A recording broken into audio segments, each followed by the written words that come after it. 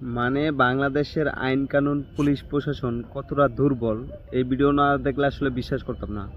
মানে একটা অটো ছিনতাই হয়েছে, একটা অটোর লগে আপনার 4টা হুন্ডা, প্রাইভেট কার, হাইস কিছুতেই পারতাছে না, মানে ধরতেই পারতাছে না এই আপনার অটো চালকরে। মানে এই কি হানিফ গাড়ির অবসরপ্রাপ্ত ড্রাইভার ছিল নাকি আমি আল্লাহ জানি।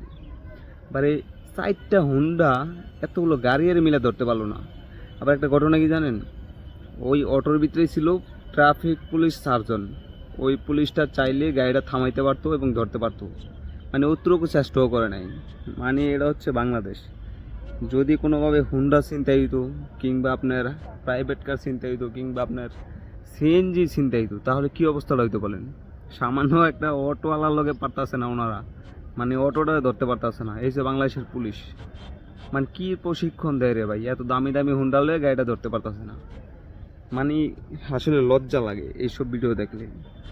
যদি অটো কিংবা সিএনজি ছিনতাই তো আমার মানে জীবনও ধরতে পারতো না। আসলে লজ্জা হওয়া উচিত এইসব এইসব ভিডিও দেখা আমাদের।